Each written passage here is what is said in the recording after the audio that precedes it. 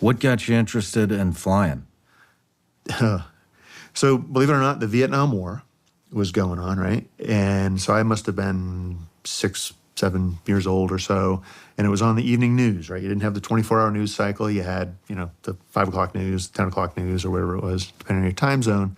And they always had Hueys zipping across, the screen. And I was like, I'm going to do that, right? You remember the TV Guide when you were a kid? Oh, right? yeah. You had the little paper magazine, Yep. With what's on TV. And in it was an insert for the Army recruiting, right? So I filled it out and I sent it in, I want to be a pilot. And I must have been, 10, maybe 11.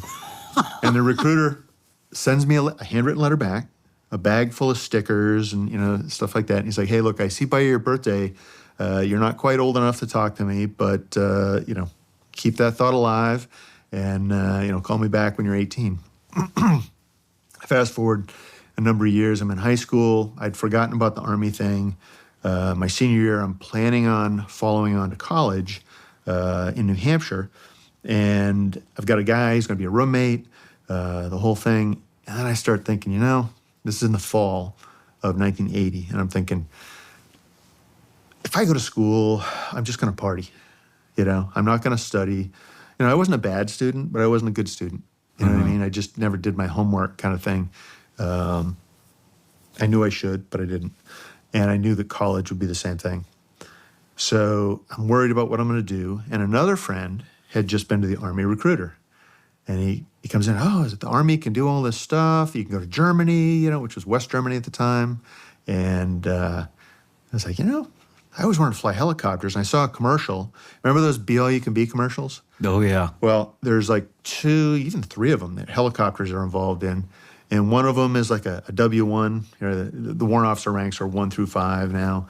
And he's in a Cobra helicopter zipping around, and they finish up. And the senior guy is like, not bad for a rookie, and I'm like, that's what I want to do. So I go into the Army recruiter that my friend had been to. I'm like, I want to fly helicopters. And he's like, whoa, hold on now. And I saw it on TV. You can go from high school to flight school. And he's like, pump the brakes turbo. It doesn't really work like that. And he's like, you got to have something going for you for that to happen, And I was like, well, like what? And he said, tell you what, why don't you join the Army in aviation, like an aircraft mechanic? Do 2-3 years, learn the culture, the lingo, learn about the aircraft, all that kind of stuff, and then put it for flight school, and it's much easier to get in. Now, that statement is twofold. One, the recruiter doesn't get credit for officer candidates at all, right? So even if he got me, he gets no credit for it. May or may not have been able to do it, who knows?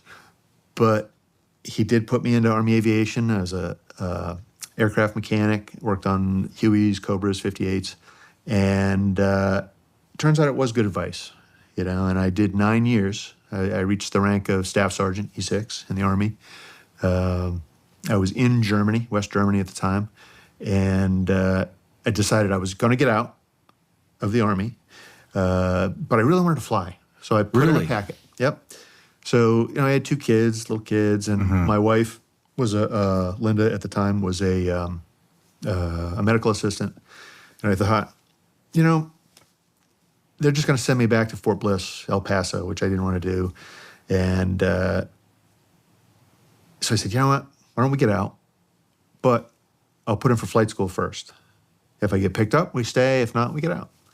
And so I got picked up, which was amazing, So I did almost 4 years in West Germany and off to Fort Rucker, Alabama. But that's how I got interested, really, was the Be All You Can Be commercials and the evening news.